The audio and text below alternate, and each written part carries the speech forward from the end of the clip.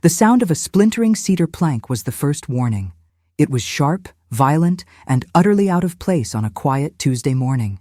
I dropped my coffee mug in the sink, the ceramic shattering as I ran to the back porch. My heart hammered against my ribs, a frantic drumbeat of dread. Through the glass, I saw them. Two men in neon yellow vests were systematically dismantling the memorial pergola my late husband, Mark, had built for me. They were tearing down the very heart of my garden. I threw the door open, the cold morning air hitting my face. "Stop! What are you doing? This is private property!" One of the men, burly with a thick neck, barely glanced at me. He gestured with his crowbar towards the edge of my lawn where a woman stood, arms crossed, clipboard in hand. Her posture was rigid, her expression a mask of smug satisfaction. It was my sister, Clara Bishop. "They're acting on my authority, Evelyn," she called out, her voice carrying an infuriatingly calm tone. "You're in violation. You received the notice." My mind raced. The notice? She meant the crisp envelope I'd found taped to my door yesterday, the one with the official-looking Homeowners Association logo. I had assumed it was another one of her petty warnings about the height of my grass or the color of my mailbox. I never imagined this. "Violation of what?" I screamed, my voice cracking. "Mark built this. It's been here for 5 years." Clara took a slow, deliberate step forward, her shoes leaving perfect imprints on the dew-kissed grass. Section 7, subsection C of the HOA bylaws. All external structures, including but not limited to gazebos, sheds, and pergolas, require pre-approval from the Architectural Review Committee. This one was never approved. "Furthermore," she added, tapping her pen on the clipboard, "the climbing roses you planted are a non-native invasive species. That's another fine." Tears of rage and grief blurred my vision. "You're the head of that committee, Clara. This is my home. You can't just—" "I can," she interrupted, her voice as cold as ice. "I am the president of the HOA, and you, Evelyn, are just another resident who needs to follow the rules." She gave a slight nod to the workmen. The second plank splintered, and a piece of my heart broke with it. Standing there, watching my sister destroy the last beautiful thing my husband ever made for me, I felt a cold, hard resolve settle in my soul. She had made a critical mistake. In her lust for power, she'd forgotten one very important detail about the house she lived in, about the land she stood on. She had forgotten that I am her landlord. I'm glad you're here. If you're watching this, give this story a like, subscribe to the channel, and tell me in the comments where you're listening to this story from. I truly want to know how far our community has reached. Our family was never what you'd call wealthy, but our parents were smart with their money. They bought a beautiful 5-acre plot of land on the edge of town back when it was considered the countryside. My father built our main family home himself, a sturdy 2-story colonial, and later added a charming little gatehouse near the entrance for my grandmother. When our parents passed away, they left the entire property to Clara and me, split 50-50. At the time, I was married to Mark, and we were financially stable. Clara, on the other hand, had just gone through a messy divorce and was struggling to make ends meet as a part-time administrator. The property taxes alone were more than she could handle. I didn't want to force her to sell her inheritance, so I made her an offer. I would buy out her half of the entire 5-acre estate, including the main house where I lived. In return, as a gesture of goodwill, I told her she could live in the 2-bedroom gatehouse completely rent-free for as long as she needed. It wasn't a formal lease. It was a verbal agreement, a promise between sisters. I thought I was doing the right thing, helping my family. For the first few years, it worked. Things were peaceful. Then, about 3 years ago, a developer bought the surrounding farmland and built the Willow Creek Estates, a sprawling community of cookie-cutter houses. Suddenly, our 5-acre property was no longer on the edge of town. It was right in the middle of a brand-new subdivision. The developer established a homeowners association to manage the community, and since our property was now geographically inside its borders, we were absorbed into it. I didn't think much of it at first. I paid the annual dues and followed the basic rules. But for Clara, the HOA was a revelation. It was a world of rules, regulations, and most importantly, power. She started attending meetings, then volunteered for a committee, and with her knack for organization and a simmering resentment that I now see was always there, she quickly climbed the ladder. 6 months ago, she was elected HOA president. That's when the nightmare began. It started with small things. A notice about my garbage cans being visible from the street an hour too early. A warning that the wreath on my door was not seasonally appropriate. I brushed them off as Clara being overzealous in her new role. I tried to talk to her, to remind her that we were sisters, but it was like speaking to a stranger. She would quote bylaws and regulations, her eyes devoid of any warmth. "The rules apply to everyone equally, Evelyn," she'd say, a phrase that would become her mantra. The truth was, the rules didn't apply to everyone equally. They applied most harshly to anyone who she felt had slighted her in the past, or anyone who, like me, had something she envied. Mark's passing a year ago had left me devastated, but it also left me with a comfortable inheritance of my own. While I grieved, Clara seemed to grow more powerful, more controlling. My quiet life was an offense to her. The pergola was Mark's last gift to me. He finished it just a month before the accident. He'd spent weeks designing it, choosing the cedar and training the pale pink roses to climb its frame. It was where I went to feel close to him, to sit with a cup of tea and remember his smile. It was sacred ground, and Clara knew it. After her workmen had finished their brutal task, leaving a pile of splintered wood and trampled flowers in their wake, Clara walked over and taped another envelope to my door. I waited until her car disappeared down the driveway before I numbly pulled it down. Inside was a formal invoice from the Willow Creek HOA, $500 for the unapproved structure removal, and an additional $200 for the non-native flora violation. A total of $700. At the bottom, in Clara's neat, precise handwriting, was a note. Payment due in 30 days to avoid further penalties. Welcome to the community, sister. That night, I didn't sleep. I sat in my quiet house, the silence amplifying the ache in my chest. I looked at the pile of wood in my backyard, a tombstone for my husband's memory. The grief was a physical weight, pressing down on me, threatening to suffocate me. But beneath the grief, something else was stirring. A cold, quiet anger. Clara had used a faceless organization to wage a deeply personal war. She had mistaken my quiet grieving for weakness. She had mistaken my generosity for a given right. She thought her power came from a binder full of rules and the title of president. She thought she could bully me into submission. I walked into my home office, the room where Mark and I used to plan our future, and unlocked the bottom drawer of my filing cabinet. I pulled out a thick file labeled Property 128 Willow Creek Lane. Inside were the original deed, the property survey, the tax records, and the handwritten bill of sale where I had paid Clara a substantial sum for her half of our parents' legacy. And tucked in the back was a single piece of paper, a simple document I had drafted with my lawyer at the time, just as a formality. It was a tenancy at will agreement outlining that Clara Bishop was permitted to reside in the gatehouse property, owned solely by me, Evelyn Reed. It had never been about rent. It was about protecting my ownership. Clara had signed it without a second thought, eager to get her payout. I spread the documents across my desk. The cold anger began to solidify, sharpening into a plan. Clara wanted to play by the rules? Fine. We would play by the rules. All of them. She had started a war using her little book of bylaws. But I owned the battlefield. I picked up the phone and dialed the number of Arthur Vance, the sharpest real estate lawyer in the county. "Arthur," I said, my voice steady and clear. "It's Evelyn Reed. I need to schedule a meeting. It's time to review the terms of my sister's tenancy." The first step was to understand the full scope of Clara's power and how she was wielding it. Arthur agreed to meet me the next day. Before I went, I decided to do some reconnaissance. I needed to know if I was her only target or if this was a pattern. I baked a lemon pound cake and walked over to my neighbor's house, Mr. Henderson, an elderly retiree who had lived in his home for 40 years, long before the HOA existed. "Evelyn, dear, what a lovely surprise," he said, his kind eyes crinkling at the corners. He ushered me into his meticulously clean home. "I just wanted to check in, George," I said, placing the cake on his counter. "And to ask, have you had any issues with the HOA lately?" George Henderson's smile vanished. He sighed and sank into an armchair. "Issues?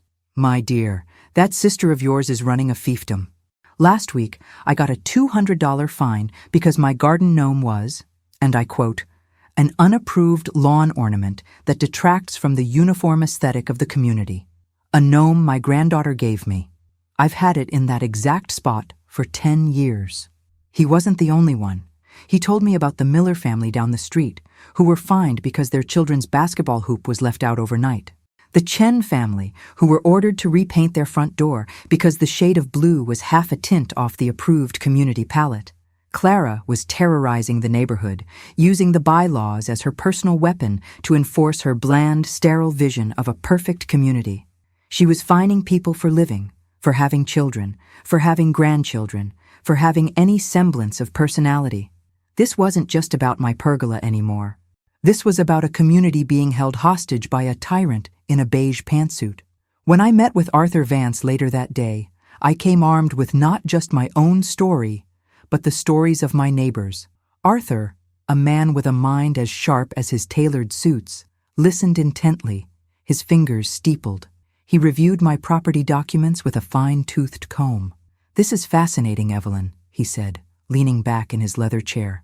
"Your property is unique. You weren't a buyer in the new development. You were an existing property absorbed into it.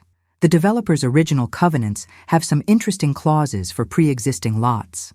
He explained that while I was subject to the HOA's rules, my position as the original property owner gave me certain rights and leverage that no one else in the community had. But he said the most powerful tool in my arsenal was the most simple one. "This tenancy at will agreement is your silver bullet," he said, tapping the document. "A tenancy at will means you can terminate the agreement or change its terms at any time, with proper legal notice. Right now, your sister lives on your land for free, enjoying your generosity while simultaneously using her position to attack you. The hypocrisy is staggering. The plan we formulated was twofold. Phase 1 was the direct confrontation regarding the HOA. Phase 2 was the personal checkmate. Arthur began drafting the first set of documents, a formal cease and desist letter to the HOA board, demanding they rescind the fine and pay for the damages to my property, citing Clara's clear conflict of interest and targeted harassment, and a second letter, a formal appeal to be presented at the next emergency board meeting, which I would demand. "They will fight it," Arthur warned. "Clara will rally her supporters on the board." "I know," I said, "but they won't be expecting my next move." That evening, I went home and began drafting a second document myself. It wasn't a legal letter. It was a lease agreement. I did my research, looking up the fair market rental value for a 2-bedroom house in our zip code. I added standard clauses about property maintenance, tenant responsibilities, and rules regarding alterations to the property. I set the rent at $2,000 a month, the standard rate for our area. I stipulated a security deposit and made it clear that failure to pay would result in eviction proceedings. Every word I typed was a reclamation of my power. Clara had wanted to reduce me to just another resident, another number on her list of violations. I was about to remind her that I was the owner, the proprietor, the one who held the deed. She had built her little empire on my land, and I was about to deliver the eviction notice. The first part of my plan was set. Now, I just had to wait for the perfect moment to execute the second. The war had begun, and I had no intention of losing. The HOA's response to Arthur's letter was exactly what we expected, dismissive and arrogant. It was a short, curtly worded email written by Clara herself, though signed by the entire board. It stated that the board found no evidence of a conflict of interest and that my fine and the removal of the pergola were conducted in full compliance with the community bylaws. They rejected my demand for damages and condescendingly informed me that the next open forum for residents was in 3 weeks, where I could voice my concerns for a maximum of 3 minutes. They were stonewalling me, hoping I would just give up and pay the fine. It was a classic bully tactic, but they didn't know that their rejection was the very trigger I needed. It gave me the legal justification to force their hand. Arthur immediately filed a petition for an emergency meeting, citing the board's refusal to address a clear case of targeted harassment by its president and the significant financial and emotional damages I had incurred. By law, they had to grant it. The meeting was set for the following Thursday. That gave me 1 week. 1 week to prepare for a battle that would be fought not with anger, but with facts, documents, and the one thing Clara had forgotten: the truth. My first step was to rally the troops. I wasn't going to face that board alone. I spent the next few days walking the neighborhood, not as a grieving victim, but as a determined organizer. I spoke to Mr. Henderson about his gnome. I visited the Miller family and listened to their frustration over the endless rules about their children's toys. I had coffee with Mrs. Chen, who was heartbroken at having to repaint her beautiful blue door a dull, HOA-approved taupe. I collected their stories, their fine notices, their rejected appeals. A pattern of abuse emerged that was impossible to ignore. Clara wasn't just enforcing rules. She was targeting any display of individuality, any deviation from her rigid, colorless standard. What she called community aesthetic, my neighbors called oppression. Many of them were scared to speak up, fearing retaliation. "Clara holds a grudge," Mr. Henderson warned me. "You cross her once, and she'll find a dozen new ways to fine you. That's why we have to do this together," I insisted. One voice can be dismissed as a complaint. A dozen voices become a movement. While my neighbors began to cautiously agree to attend the meeting in support, I turned my attention to the HOA's governing documents. I spent 2 entire days locked in my office with a pot of coffee, reading every single page of the Willow Creek Estates covenants, conditions, and restrictions, or CC&Rs. It was hundreds of pages of dense legalese, but I was on a mission. And in the section on property development, I found it. The key. It was a clause buried deep in the document, something the original developer had put in to protect their interests. It stated that the declarant, meaning the original owner and developer of the land, retained specific overarching rights, including the power to veto any architectural decision made by the board and immunity from certain aesthetic restrictions for any pre-existing structures on the original land plot. The document defined the declarant as the initial developer and any successor in title who owned a majority of the original, undeveloped land. My heart started beating faster. The developer had sold off all the individual lots for the new houses. They no longer owned any part of Willow Creek. But I did. I owned the largest single, pre-existing plot of land in the entire community, my 5 acres. I was, by the document's own definition, the successor in title. I was the declarant. I had the power to veto her. I called Arthur immediately, my voice trembling with excitement. He was silent for a long moment after I read him the clause. Then he let out a low whistle. "Evelyn, this is better than a silver bullet. This is a nuke. She has been fining you for a structure that, according to the very documents she's using against you, is exempt, and you have the power to overrule the committee she chairs. She won't even see it coming." The plan was now complete. The emergency meeting would be my stage. I spent the next few days with Arthur preparing a meticulous presentation. We made copies of my property deed, the original plot survey, and the highlighted section of the CC&Rs defining the declarant. We compiled a dossier of the other residents' fines, creating a clear timeline of Clara's escalating abuse of power since she became president. The night before the meeting, a wave of anxiety washed over me. Clara was my sister. Despite everything, the thought of publicly humiliating her felt wrong. I saw a picture of us as kids on my mantelpiece, 2 smiling girls with matching pigtails. Was I doing the right thing? Then I looked out my window at the barren patch of earth where my pergola used to be. I thought of Mr. Henderson hiding his garden gnome in his garage. I thought of the Miller kids being told they couldn't have a basketball hoop. My resolve hardened. This wasn't about hurting Clara. It was about stopping her. It was about protecting my home, my husband's memory, and my neighbors. She had left me no other choice. On the evening of the meeting, the community clubhouse was packed. More people showed up than I ever expected. Mr. Henderson sat in the front row, giving me a supportive nod. The Chen and Miller families were there, along with at least 20 other residents I had spoken to. They were nervous, but they were there. Clara sat at the head of a long table with the 4 other board members. She looked composed, powerful, completely in her element. She opened the meeting with a sharp rap of her gavel. This emergency meeting has been called at the request of resident Evelyn Reed of 128 Willow Creek Lane. Ms. Reed, you have 10 minutes to present your case. She said my name as if I were a stranger, a nuisance. I took a deep breath and walked to the podium, my folder of documents in hand. I looked at Clara, at the board, and then at the faces of my neighbors. "Good evening," I began, my voice clear and steady.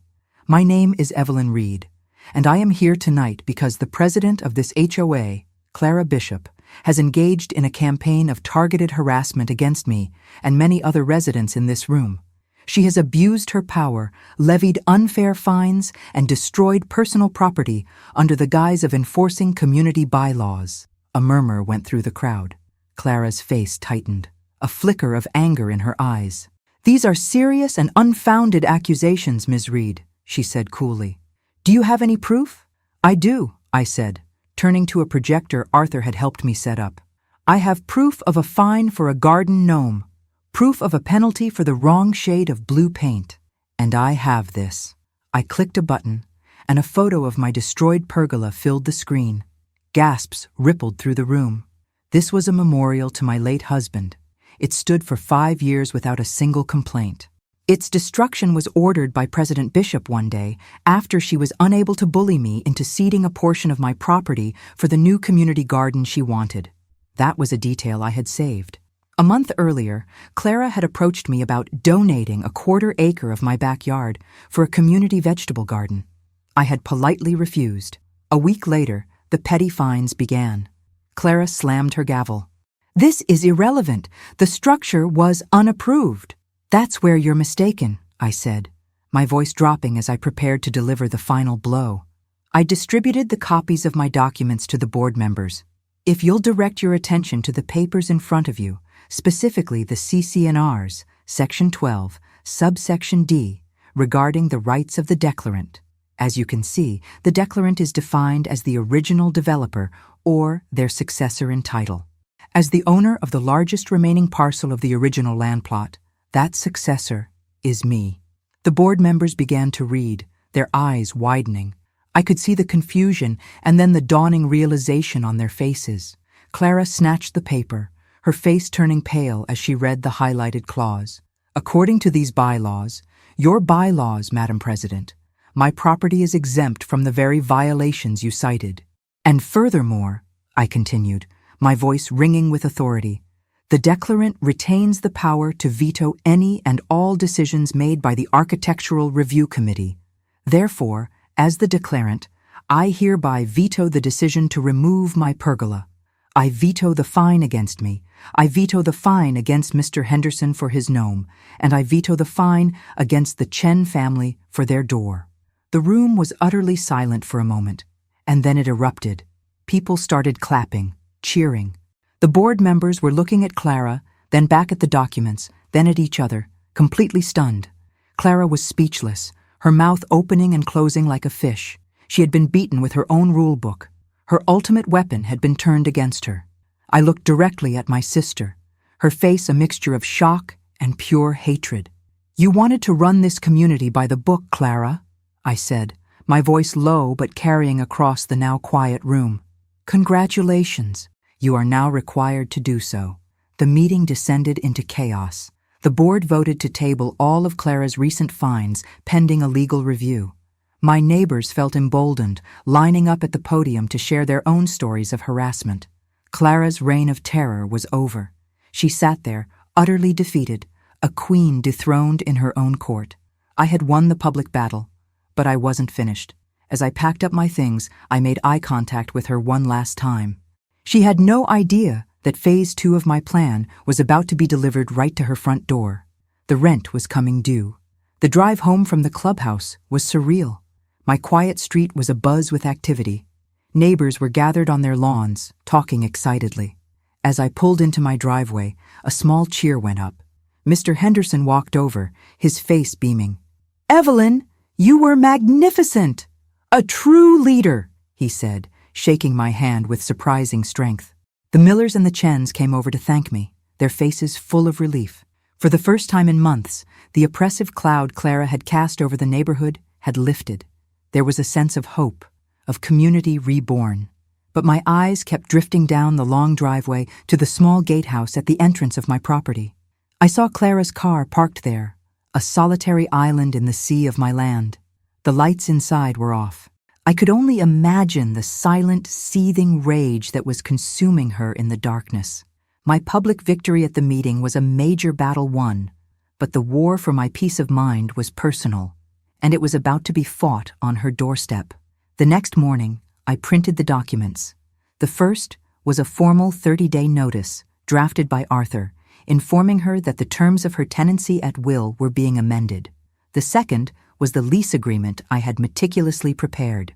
It was 2 pages long, professional, and utterly impersonal. It detailed the monthly rent of $2,000, the security deposit, the rules of occupancy, and the consequences of non-payment. It was the kind of document exchanged between strangers, not sisters. I put both documents into a large manila envelope. I didn't mail it. This was a message that needed to be delivered by hand. I walked down the long gravel driveway, the same path I had walked thousands of times since childhood. The gatehouse, once my grandmother's charming home, now felt like enemy territory. I could feel my heart beating a steady, determined rhythm.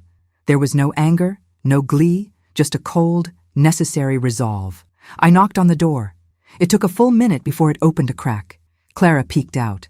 Her face was pale and drawn, her eyes red-rimmed and full of a venomous hatred that chilled me to the bone. She looked like a cornered animal. "What do you want?" she spat, her voice a harsh whisper. I held out the envelope. "I'm here to deliver this, Clara. It's a formal notice regarding your residency here." She snatched the envelope from my hand and tore it open. Her eyes scanned the first page, the 30-day notice, and then the second, the lease agreement. I watched as her expression shifted from furious defiance to utter slack-jawed disbelief. She looked up from the paper, her eyes wide with shock. $2,000? She stammered. "A month? Are you insane? You can't do this." "I can," I said, my voice perfectly calm. "It's my property. You live here by my permission, and the terms of that permission have now changed. This is the fair market rate, and you have 30 days to sign the lease and provide the security deposit or vacate the premises." "Vacate?" she shrieked, her voice rising hysterically. "This is my home. I've lived here for years. Mom and Dad left this property to both of us." "Mom and Dad left you a share, which I purchased from you at a very generous price, so you wouldn't be forced to sell on the open market after your divorce," I corrected her, my tone remaining level. "You took the money, Clara. You gave up your ownership. You have been living here for free for 6 years as a gift you have shown you no longer appreciate. The gift is now revoked." Her face contorted with rage. "This is because of the pergola, isn't it? This is your petty revenge. You humiliated me at that meeting, and now you want to throw me out on the street. You're a monster, Evelyn. A cruel, vindictive monster." "No, Clara," I said, looking her directly in the eye. "This isn't about the pergola. The pergola was just the final straw. This is about your cruelty to Mr. Henderson. It's about you bullying the Miller family. It's about you making Mrs. Chen cry over the color of her door. It's about you turning our parents' legacy of a peaceful home into your personal kingdom of petty tyranny. You used your power to hurt me and to hurt our neighbors. Well, my power comes from a deed, not a binder. And I am using my power to restore decency. You wanted to live by the rules. These are the rules." I turned to leave. "You have 30 days, I said over my shoulder. "I'll see you in court," she screamed from the doorway. "I'll get a lawyer. I'll tell everyone what you're doing. You won't get away with this." I didn't answer. I just kept walking back up the driveway, the sound of her slamming the door echoing behind me. I knew she wasn't making an empty threat. The public battle might be over, but the private war had just begun, and Clara was about to make it very, very ugly. True to her word, Clara lawyered up. She hired a notoriously aggressive attorney from the city, a man named Marcus Thorne, known for dragging out disputes and burying his opponents in paperwork. A week after I delivered the lease, Arthur received a letter from Thorne's office. It was a masterpiece of legal fiction. It claimed that the original verbal agreement for Clara to live in the gatehouse constituted a life estate, granting her the right to live there for the rest of her life. It accused me of retaliatory eviction and elder abuse, painting a picture of a poor, helpless woman being cast out by her greedy, wealthy sister. "It's nonsense," Arthur assured me over the phone. "A verbal agreement for a life estate isn't legally binding, and the tenancy at will she signed years ago torpedoes his entire argument. But that's not the point. They're not trying to win in court. They're trying to bleed you dry and destroy your reputation." The second phase of Clara's counterattack began that weekend. She launched a smear campaign that was as vicious as it was effective. She started a private Facebook group for the neighborhood, but only invited residents she thought she could sway. She posted a long, tearful story about how I was using my newfound declarant power to make her homeless, all because she had tried to fairly enforce the rules for the good of the community. She twisted the narrative, portraying herself as the victim and me as the villain. The whispers started again, but this time they were different. Some of the neighbors who had celebrated with me after the meeting now looked away when I passed. They had been afraid of Clara the president, but they were sympathetic to Clara, the abused sister. I overheard a conversation at the local grocery store. "I don't know," one woman said to another. "Fining people for gnomes is one thing, but trying to evict your own sister seems terribly cruel." Clara was a master manipulator. She knew which strings to pull. She played on people's sympathies, on their belief in family loyalty above all else. She was isolating me, turning the very community I had just fought to protect against me. The board, in disarray after the emergency meeting, was now split. Two of the members, intimidated by my legal position, sided with me. The other two, longtime friends of Clara's, were staunchly in her corner. The HOA was paralyzed, unable to conduct any business as the two factions clashed. Clara was no longer president, as the board had called for a vote of no confidence which was pending, but her poison was still seeping into the foundations of the community. One evening, I found a flyer tucked into my mailbox. It was a professionally printed ad for a community town hall, hosted by concerned residents of Willow Creek.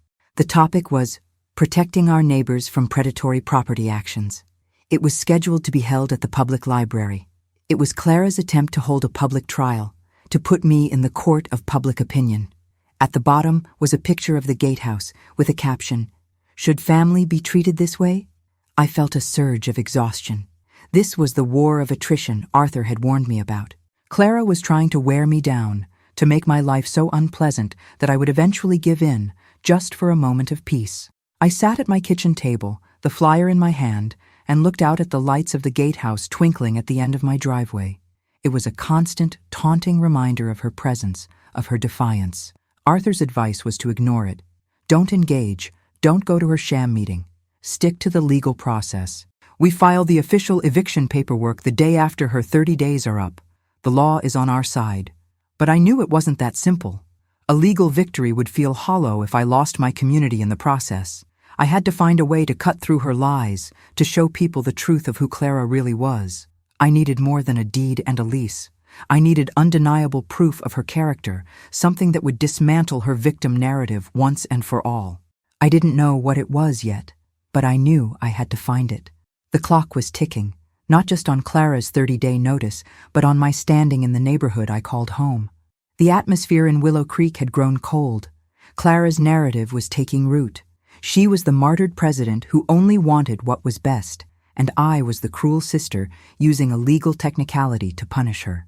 The support I had gained felt like it was slipping through my fingers like sand. I knew Arthur was right about the law, but the court of public opinion was a battlefield of emotions, not facts, and Clara was winning. I realized I couldn't just defend. I had to go on the offensive. My fight had been to expose her abuse of the HOA rules. Now, I needed to investigate the HOA itself. My opening came from an unexpected source. Frank Miller, the husband of the family with the basketball hoop, was the HOA treasurer. He was a quiet, meticulous accountant who had always been intimidated by Clara. He called me one evening, his voice hushed and nervous. "Evelyn, I don't think everything is right with the books," he stammered. "Clara handled all the vendor payments. She approved every invoice. I just signed the checks. But since the meeting, I've been looking back. Some things don't add up." He told me he was afraid to bring it to the divided board, fearing it would just get buried. He didn't know who to trust. You stood up to her, he said. I think you're the only one who can get to the bottom of this. The next day, he discreetly dropped off a box of financial records on my porch. It contained bank statements, invoices, and expense reports for the past year. I spread them out on my dining room table, feeling a grim sense of purpose. For 2 days, I did nothing but analyze those documents, cross-referencing every payment with every invoice. At first, it all seemed plausible.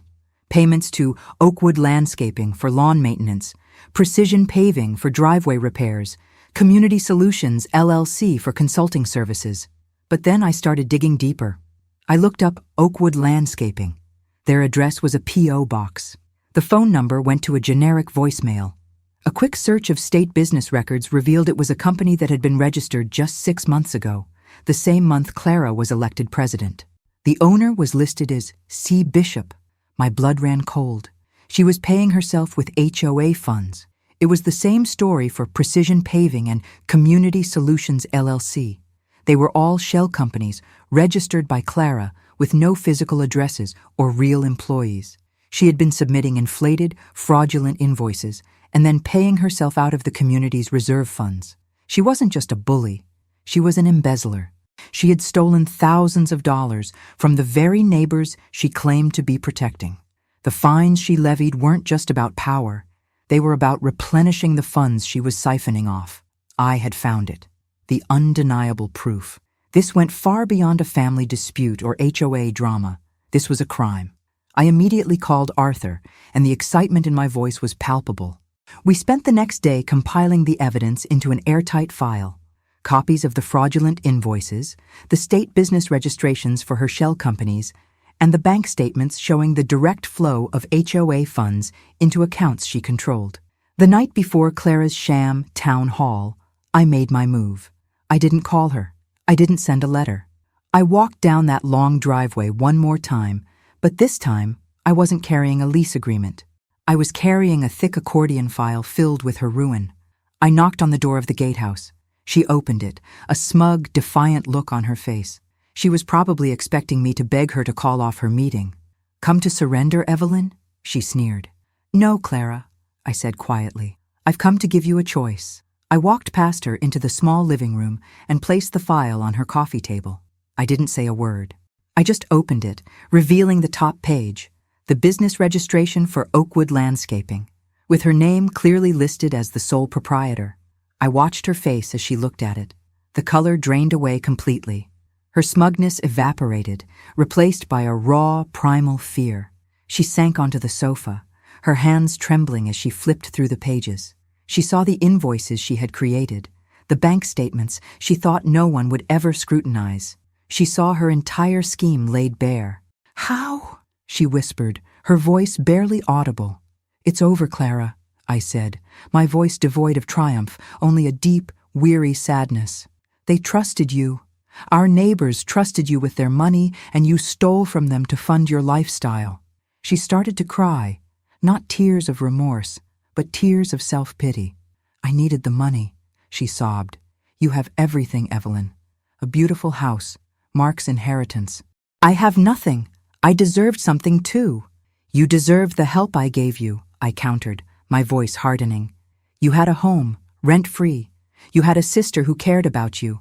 But that wasn't enough. You had to have power, and you had to have more money, and you were willing to hurt anyone to get it." I leaned forward. "So here is your choice. Option 1. I walk out of this house, and I take this file directly to the district attorney's office. You will face felony charges for embezzlement and fraud. You will go to prison. Option 2. You make this right." She looked up, a sliver of hope in her terrified eyes. "What do you mean?" "Here are my terms," I said, laying them out one by one. "First, you will call off your town hall meeting immediately. Second, you will post a public apology on the community Facebook page, confessing to financial mismanagement and resigning from the HOA board, effective immediately. Third, you will work with an accountant to determine every dollar you stole, and you will sign a legally binding agreement to pay it all back to the HOA, even if it takes you the rest of your life. And fourth," I said, sliding the original lease agreement across the table. "You will sign this lease, you will pay your rent on time every month, and you will live here as a tenant, quietly and without incident. You will no longer have any power in this community. You will just be my sister, living on my land, under my rules." She stared at the papers, her shoulders slumped in total defeat. The fight was gone. The arrogance was gone. All that was left was the pathetic truth of who she was. She had built a kingdom on a foundation of lies, and it had crumbled to dust around her. I gave her a pen. "This is your only way out, Clara. There are no other offers. There are no more chances. You can choose restitution or you can choose ruin. The choice is yours." She sat there for a long time, the silence broken only by her quiet sobs. Then, with a hand that shook so badly she could barely hold the pen, she picked it up. She signed the apology letter I had drafted. She signed the repayment agreement. And finally, she signed the lease. I gathered my copies of the signed documents and stood up to leave. I looked down at my sister, a broken woman sitting amidst the wreckage of her own creation. I didn't feel hatred. I didn't even feel pity. I just felt done. The war was over. I had won. But it was a victory that brought no joy, only a profound sense of peace. The storm had passed. I walked out of the gatehouse and up the driveway, leaving my sister behind. For the first time in a long time, the air in Willow Creek felt clean. The silence in the gatehouse after I left was, I imagine, the loudest sound Clara had ever heard. It was the sound of her world ending. For me, the walk back to my house was the first time in months I felt I could breathe freely on my own property. The air was crisp, the night was still, and the war was finally over. I had laid out the terms of her surrender, and she had accepted them all. The first ripple of her capitulation appeared just after midnight. My phone buzzed with a notification from the neighborhood Facebook group. A new post had appeared, authored by Clara Bishop. My heart hammered as I opened the app, wondering if she had tried to twist the narrative one last time. But she hadn't. The words were there, stark and humiliating, exactly as I had drafted them for her. "To the residents of Willow Creek," it began, "I am writing this to tender my resignation from the HOA board, effective immediately. Following a review of my actions as president, it has become clear that I have not acted in the best interests of the community. I confess to severe financial mismanagement and the use of HOA funds for unapproved and personal expenditures. This was a profound betrayal of your trust, and for that I am deeply and unequivocally sorry.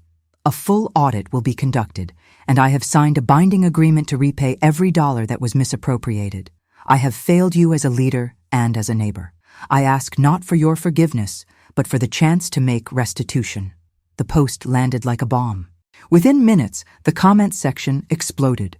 There was shock, outrage, and a palpable sense of betrayal. People who had defended her, who had believed her victim story, were now confronted with her own written confession. "I can't believe this," one comment read. "I thought she was trying to help us." Another wrote, "Mismanagement? This is theft. She stole from us." The narrative she had so carefully constructed was shattered in an instant. The whispers of cruel sister were replaced by shouts of liar and thief. By morning, the entire community knew the truth. Her public trial, the one she had planned for me at the library, had happened right here on this Facebook page, and she had been found guilty by her own admission. I let the digital storm rage for a day before I acted. I met with Frank Miller, the treasurer, and Mr. Henderson. They were both in a state of shock. "I knew something was wrong, but I never imagined this," Frank said, shaking his head. "We have to stabilize the situation," I said calmly. "The community needs leadership, not chaos. I propose we form an interim committee, just the three of us, to guide the HOA until a new, proper election can be held." They agreed immediately. Our first act as the interim committee was to post an official announcement. We confirmed Clara's resignation, announced that a full forensic audit was underway, and most importantly, we declared an immediate freeze and rescission of all fines levied in the past 6 months related to aesthetic violations. We invited anyone who had paid a fine for things like lawn ornaments, door colors, or children's toys to submit their receipts for a full refund from the HOA's operational account. It was a powerful gesture. It was an immediate reversal of Clara's tyrannical reign. The response was a wave of relief and gratitude. The community, which had felt so fractured, began to unify around a common goal: healing. The cloud of suspicion that had hung over me vanished completely. I was no longer the cruel sister. I was the person who had uncovered the truth and restored fairness. Amidst the public fallout, the private drama played out in near silence. 30 days after I had delivered the notice, the first of the month arrived. I spent the morning wondering if she would actually do it, if she would pay. Part of me expected another fight, another desperate gambit, but there was none. Sometime in the afternoon, while I was gardening, she must have slipped it under my door. When I came inside, a plain white envelope was lying on my welcome mat. Inside was a personal check, drawn from a new bank account I didn't recognize. It was made out to Evelyn Reed for the amount of $2,000. In the memo line she had written, "October rent." I held the check in my hand, staring at her familiar signature. This single piece of paper was more significant than her public confession. The confession was for the community, a forced act of self-preservation. This check was for me. It was a tangible acknowledgement of the new reality. It was the closing of a chapter that had lasted a lifetime, the chapter where she was my sister and I was her safety net. Now, she was my tenant and I was her landlord. The relationship was now purely business. I endorsed the check and deposited it using the mobile app on my phone. Then, I printed a formal rent receipt from an online template. I filled it out, noting the date, the amount paid, and the property address. I placed it in a new envelope and walked down the driveway one more time. I didn't knock. I didn't try to speak to her. I simply slipped the receipt into her mailbox, a formal record of a transaction completed. As I walked back to my house, I felt a profound sense of closure. The personal battle was truly over.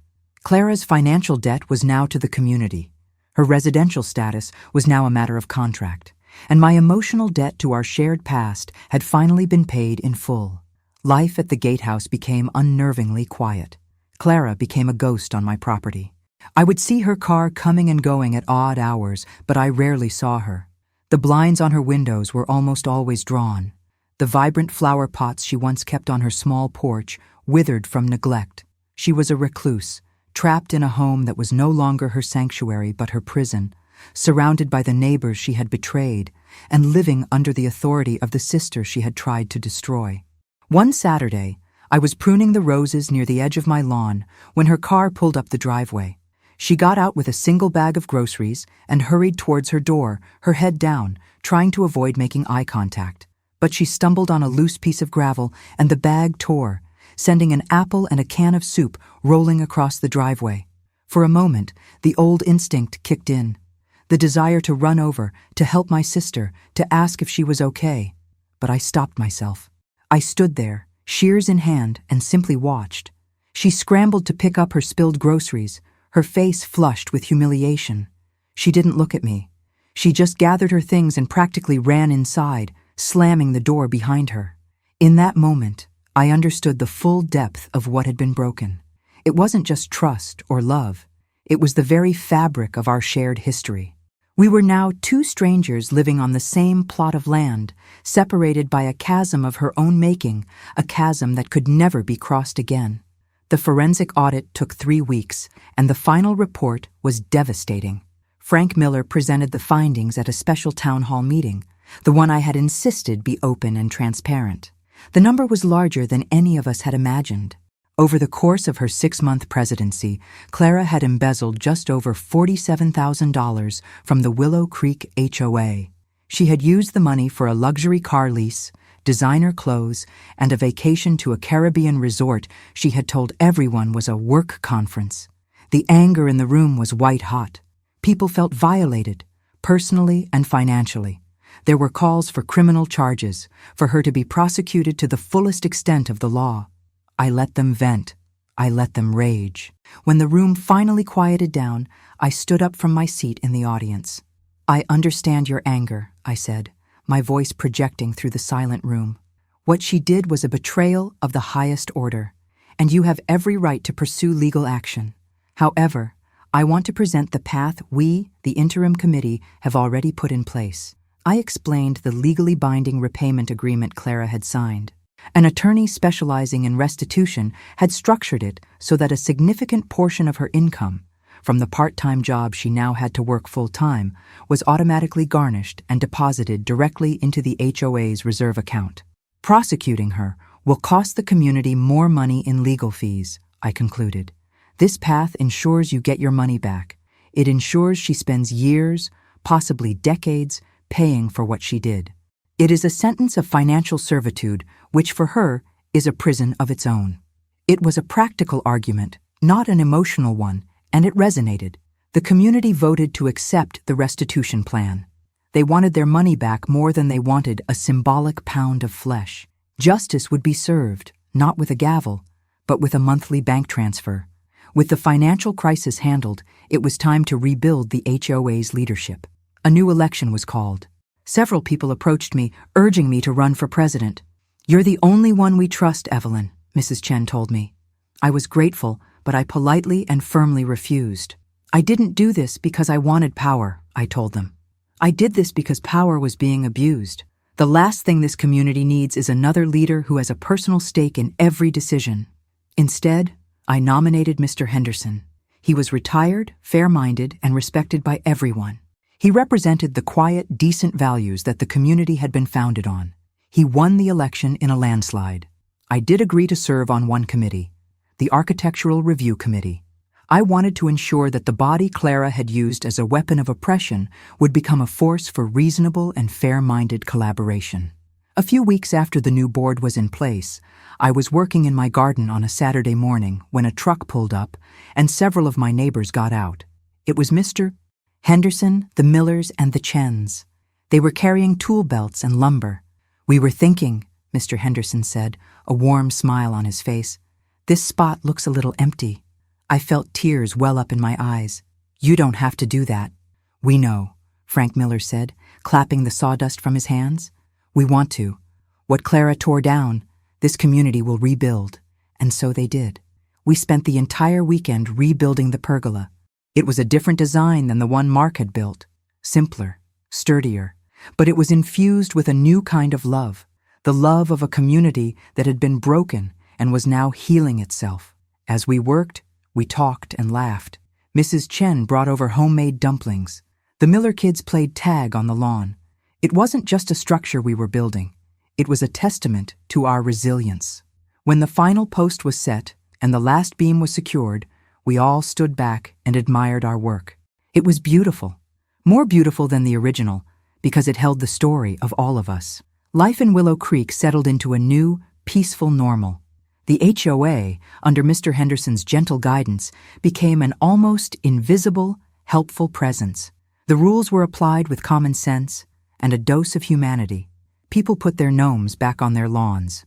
My relationship with Clara remained a transaction. She paid her rent on the first of every month. I provided the receipt. One time, her kitchen faucet started leaking. She sent me a clipped, formal email. I hired a plumber, had the repair done, and as per the lease agreement, which stated tenants were responsible for minor repairs, I forwarded her the invoice. There was no argument. She simply paid it. We were two planets in the same solar system, held in a predictable cold orbit by the gravity of a contract.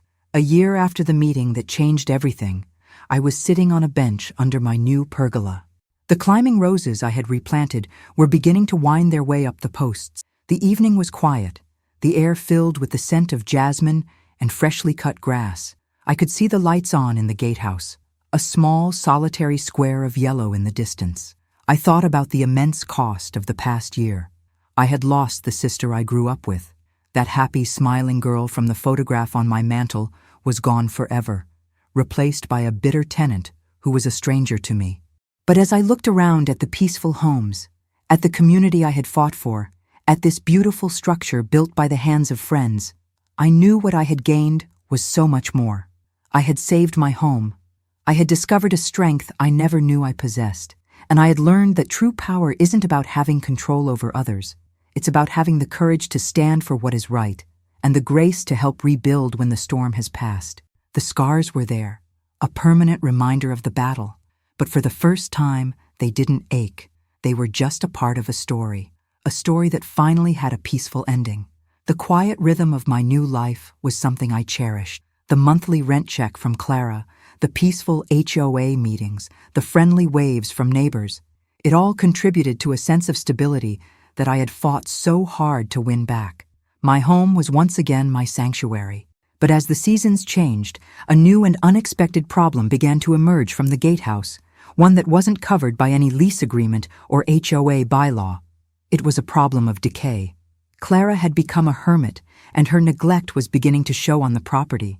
The once charming flower beds surrounding the gatehouse were choked with weeds. The crisp white paint on the trim was beginning to peel, revealing graying wood underneath. A shutter on an upstairs window had come loose in a storm and now hung at a crooked, mournful angle. At first, I tried to ignore it.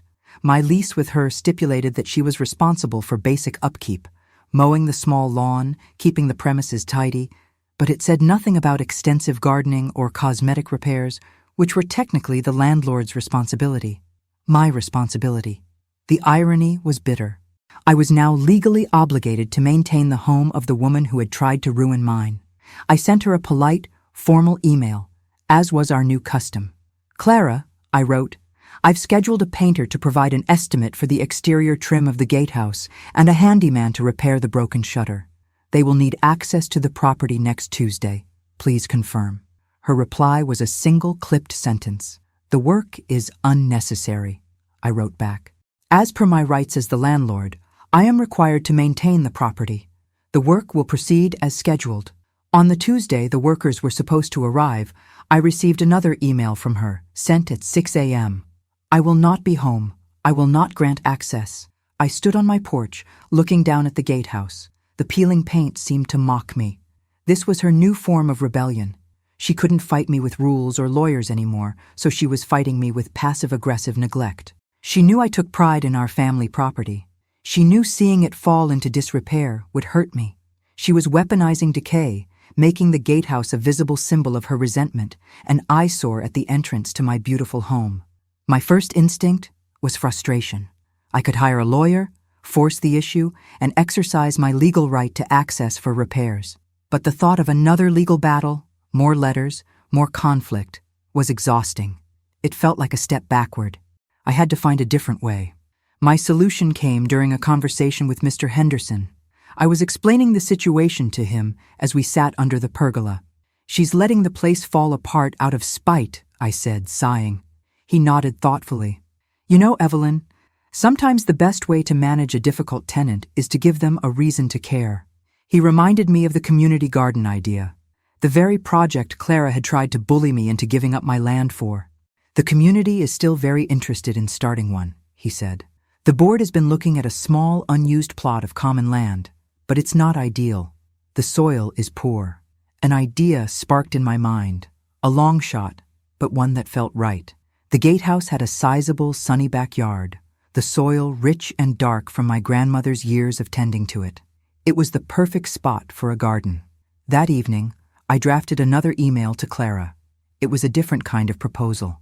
"Clara," it read, "I am aware that the monthly rent is a significant financial burden. I am willing to offer a mutually beneficial arrangement. The HOA is seeking a location for a community garden. The backyard of the gatehouse is the ideal spot. If you agree to allow the use of the backyard for this purpose and take on the role of garden coordinator, organizing volunteers, managing the planting schedule, the HOA board has agreed to provide you with a monthly stipend. This stipend, coincidentally, is the exact amount of your rent," I continued. "Furthermore, as part of the garden initiative, a team of community volunteers will repair and repaint the exterior of the gatehouse to ensure it is a fitting centerpiece for the new garden. This would resolve the outstanding maintenance issues. Your role would be purely administrative. You would not be required to do any of the physical labor yourself. Please consider this offer. It would absolve your rent obligation and allow you to contribute positively to the community you once led." I clicked send, my heart pounding. It was a gamble. I was offering her a way out of her financial prison, but it required her to swallow her pride and accept a role that served the very neighbors she had wronged. It was a path to redemption, but only if she chose to walk it. For 2 days, there was silence. I saw no lights on in the gatehouse, and her car didn't move.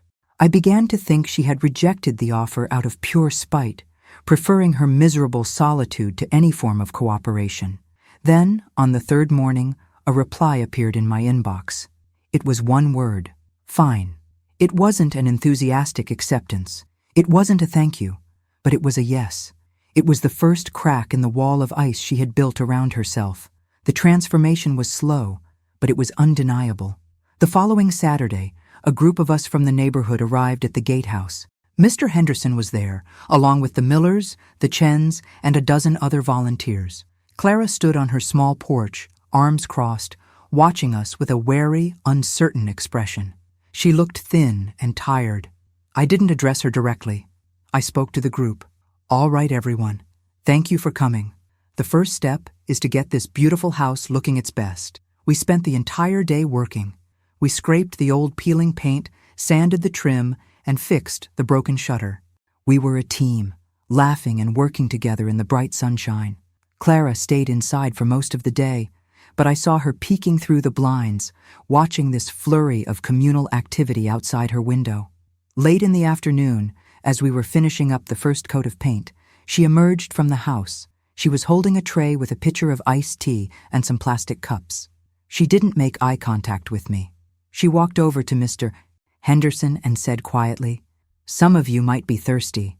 It was a small gesture, but in the context of our broken relationship, it was monumental. It was the first non-hostile act she had initiated in over a year. Mr. Henderson smiled warmly. "Thank you, Clara. That's very thoughtful." The next weekend, we started on the garden itself. We tilled the soil, built raised beds, and planted rows of tomatoes, cucumbers, and herbs. Clara came out with a clipboard, just as she had on the day my pergola was destroyed. But this time, her purpose was different. She started directing people, using her innate organizational skills for good. "That row is too crooked," she'd say, not with malice, but with a surprising efficiency. "We need more space between the zucchini plants." People listened. They respected her knowledge. Slowly, tentatively, she was re-engaging with the world. She was still my tenant, and I was still her landlord. But now, we were also 2 members of a community garden, working side by side, separated by a row of tomato plants instead of a wall of hatred. The gatehouse, once a monument to her spite, was becoming a symbol of a fragile, budding hope. The community garden became the new heart of Willow Creek. Throughout the summer, it flourished under Clara's surprisingly dedicated management.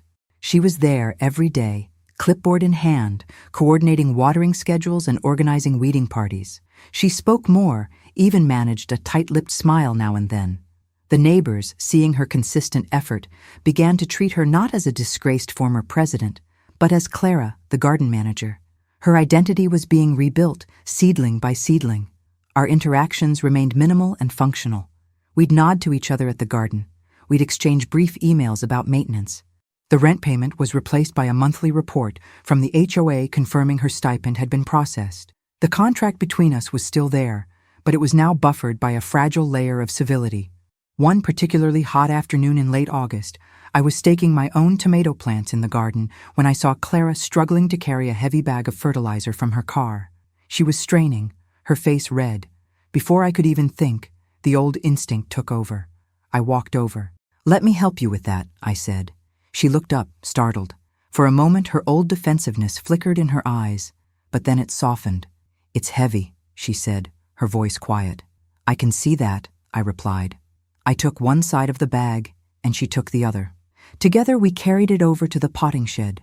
We set it down, and for the first time in what felt like a lifetime, we stood together not as adversaries, but as 2 middle-aged sisters who had just completed a simple, shared task. "Thank you, Evelyn," she said, her voice so low I could barely hear it.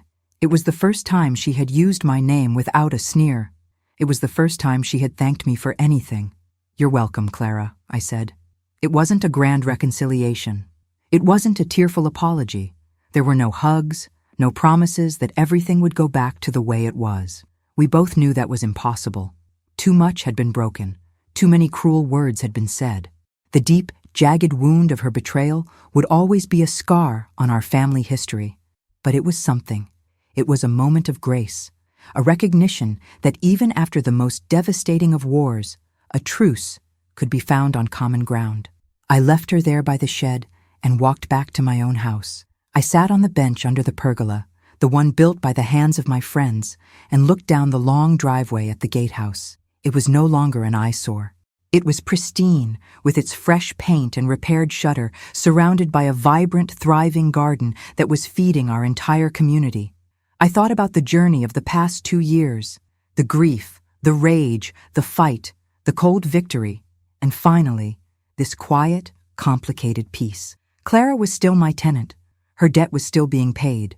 The consequences of her actions were permanent, but her story was no longer just about a fall from grace. It was now also about the slow, difficult, and uncertain climb toward redemption. And my story was no longer just about a sister's betrayal. It was about discovering that a community is more than a set of rules. It's a garden that you have to tend. It's about learning that true strength isn't just about winning a fight, but about having the wisdom to know how to rebuild in the aftermath.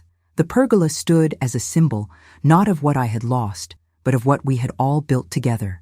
I had fought a war to save my home, and in the end, I had helped to heal an entire neighborhood. And maybe, just maybe, I had planted a single, tiny seed of hope in the barren soil of my sister's heart. The past would never be forgotten, but the future, for the first time, felt full of possibility.